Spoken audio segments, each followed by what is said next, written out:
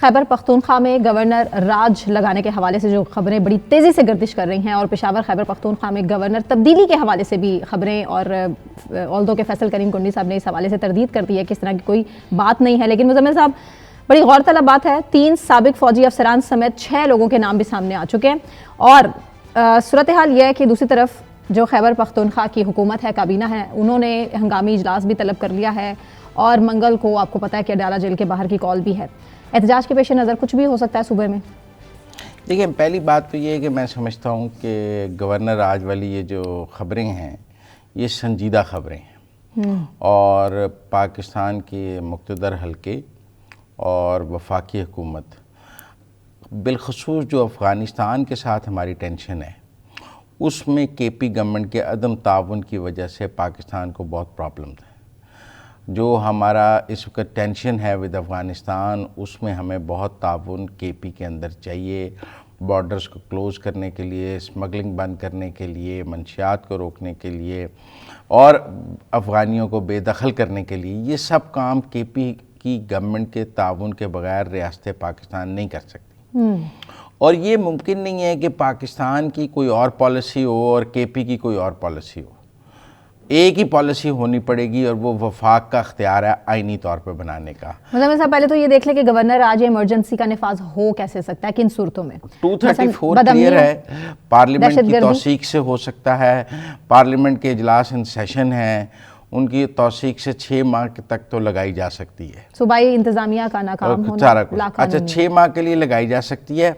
लेकिन अगर वफाक ने गवर्नर राज लगाना है तो फिर 6 माह के लिए तो नहीं लगाना, मुझे लगता है। मुज़म्मिल साहब, ये अली अमीन गंडापुर के दौर में भी दहशतगर्दी थी? नहीं, पर अली अमीन गंडापुर की हुकूमत ताउन कर रही थी ना, मसाइल इतने नहीं थे। आप मेरी बात समझें। अब और उस वक़्त अफ़गानिस्तान से इस कदर लड़ाई नहीं थी, इस तरह बॉर्डर्स बंद नहीं थे, काइनेटिक ऑपरेशंस की तैयारी नहीं थी, ट्रेड बंद नहीं था, बिल्कुल एट वॉर सिचुएशन नहीं थी। आज सिचुएशन गंडापुर के दौर से बहुत मुख्तलिफ है, आप उसके तनाजुर को देखें। अब मेरा ये ख्याल है कि अगर तो आपने केपी में गवर्नर राज लगाना है और उस गवर्नर राज को लंबा चलाना है तो फिर आपको 28वीं तरमीम भी करनी पड़ेगी। नहीं, देखें, वो कह रहे हैं अडयाला तोड़ देंगे और रिहा करा लेंगे। अच्छा, अब सुहेल अफरीदी साहब भी आज एहतजाज की बात कर रहे थे, तो सुबह ऑटोमेटिकली आप एहतजाज की तरफ बढ़ता देख रहे हैं ना? अब सूरत हाल ये है कि अगर मंगल वाले दिन अडयाला के आगे लॉ एंड ऑर्डर की सिचुएशन पैदा होती है, जो कि होगी, और जिसमें केपी गवर्नमेंट मुलव्वस होती है। अच्छा, मुलाकात फिर नहीं होने दी जाएगी आपकी बातों से? मुझे नहीं लगता। अच्छा, क्योंकि मंगल को जेलों का मेरे ख्याल में नहीं होने दी जाएगी। और अगर लॉ एंड ऑर्डर की सिचुएशन हुई तो उसके 2 कॉन्सिक्वेंसेस हैं। क्या? एक तो गवर्नर राज होगा कि जी एक हुकूमत ने दूसरी हुकूमत की जेल पे कब हमला किया है, गैर आईनी काम हो गया, क्योंकि एक हुकूमत जो है उसकी काबीना और सारी उठ के दूसरे सूबे की जेल पर हमला कर रहे हैं। दूसरा, मुझे ऐसा भी लगता है बानी पीटीआई को भी अडयाला से कहीं दूर शिफ्ट कर दिया जाएगा।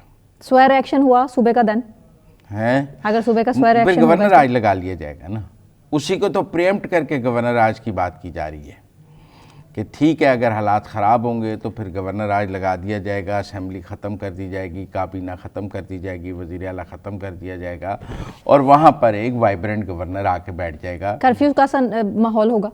नहीं, मेरा नहीं ख्याल कोई लॉ एंड ऑर्डर की सिचुएशन। तो लोग निकलेंगे नहीं बाहर? लोग बाहर निकलेंगे। आप बहुत ज़्यादा, आपके अंदर से यूथिया निकलता नहीं ना। आप कोई बात सही करे ना, लॉजिकल करे, तो आपको लगता है वो यूथिया? जो बात ना लॉजिकल करे ना तो आप उसे कहते हैं हाँ जान दो, एनजी जान दो। आपसे शर्त लगा रहा हूँ, कोई लॉ एंड ऑर्डर नहीं, ये नॉर्मल सिचुएशन में तो गवर्नर राज लगता ही नहीं ना। नहीं, कुछ नहीं होगा, अब नॉर्मल रहेगा, सब लोग वेलकम करेंगे। लोग वेलकम करेंगे, कोई डिलीवरी नहीं है कि अभी हरिपुर का इलेक्शन आपने देखा है, केपी के लोग वेलकम करेंगे। केपी के लोग वेलकम करेंगे, तंग हैं वो वहाँ करप्शन से। आज आया 150 गाड़ियाँ तो पुराने वजीरों ने वापस नहीं की आज तक।